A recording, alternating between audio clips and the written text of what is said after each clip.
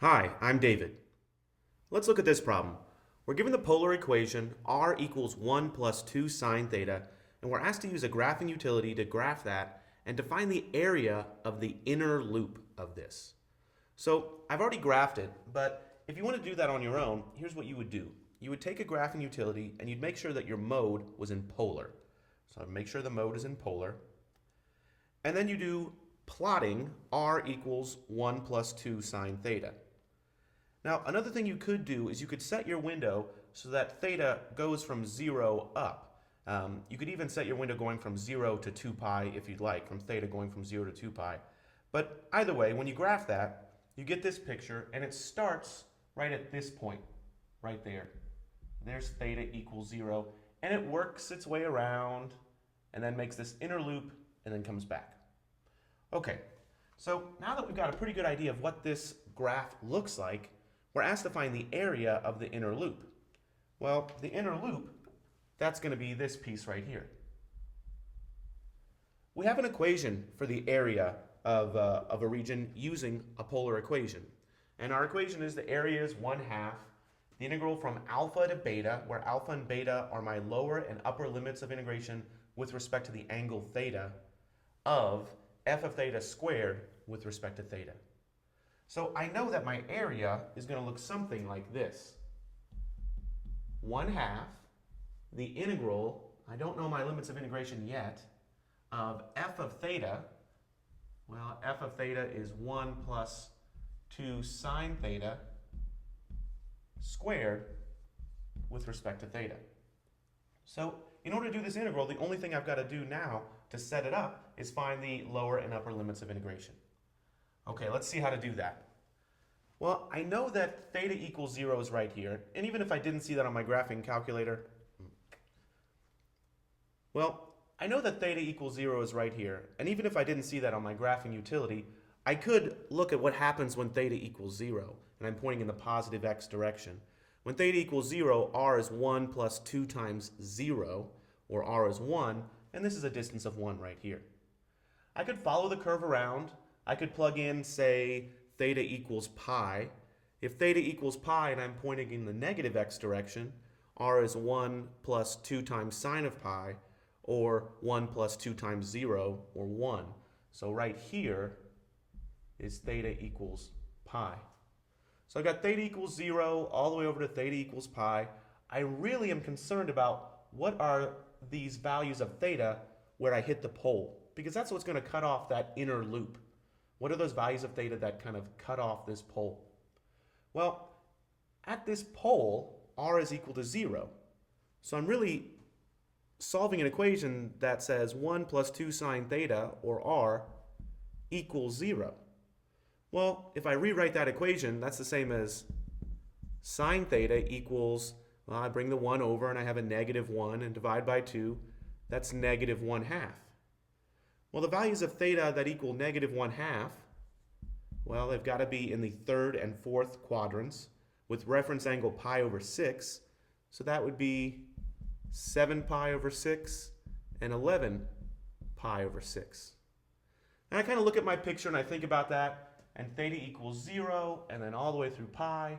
7 pi over 6 is just a little bigger than pi, and then it kind of goes around, and I'm to 11 pi over 6, leaving just another pi over 6 to get back to theta equals 0 or 2 pi. It kind of repeats itself every 2 pi.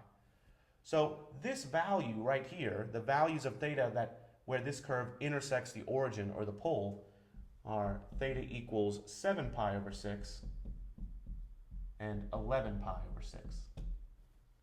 So those are going to be my lower and upper limits of integration. My lower limit of integration is going to be 7 pi over 6,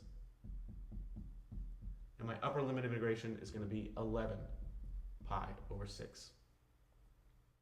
Okay, now that we have the integral set up, we can rewrite the integrand so that we have a hope of integrating. I can expand 1 plus 2 sine theta quantity squared like this. So I could rewrite this as 1/2 the integral from 7 pi over 6 to 11 pi over 6 of, well, if I square this out, 1 times 1 is 1. 1 times 2 sine theta is just 2 sine theta, but there'll be 2 of those. So there should be a 4 sine theta.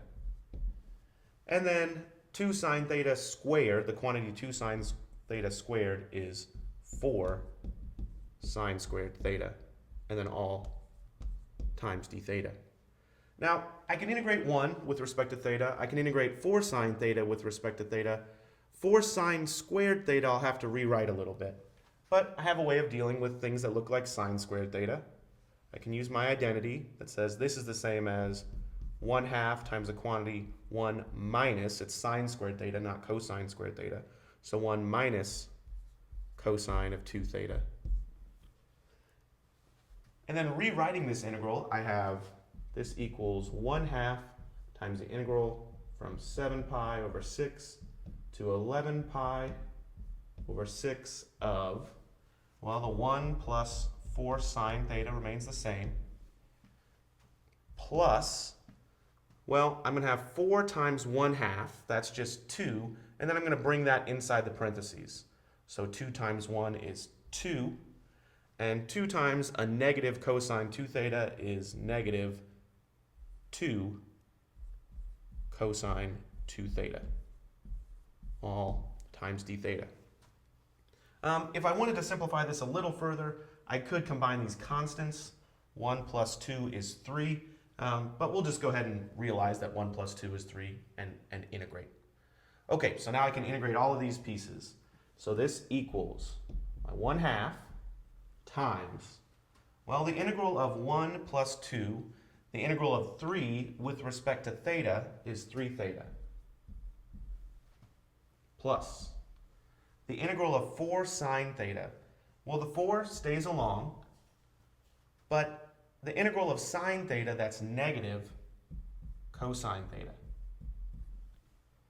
And then minus 2 times cosine 2 theta, the integral of this.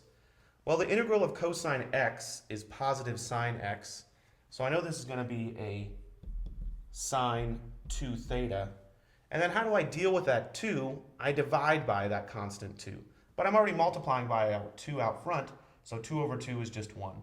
If you'd like, you could write 2 over 2, but you don't have to, because that's just 1. And then this is all evaluated from theta equals 7 pi over 6 to 11 pi over 6. Okay, the last thing I need to do is just plug in my limits of integration and see what I get. Let's see, I'll keep this 1/2 out front, and I'll plug in 11 pi over 6 for theta. So 3 times 11 pi over 6, that's just 11 pi over 2. The 3 and the 6 cancel out, leaving a 2 in the denominator. So that's 11 pi over 2 plus 4 times, well, cosine of 11 pi over 6. 11 pi over 6 is in the 4th quadrant, where cosine is positive. It has reference angle pi over 6. Cosine of pi over 6 is square root of 3 over 2. So cosine of 11 pi over 6 is square root of 3 over 2. So this is negative, from this negative, square root of 3 over 2. Minus 1. Now sine of 2 theta, plugging in 11 pi over 6. Let's do a little scratch work over here. 2 times 11 pi over 6 is the same as 11 pi over 3.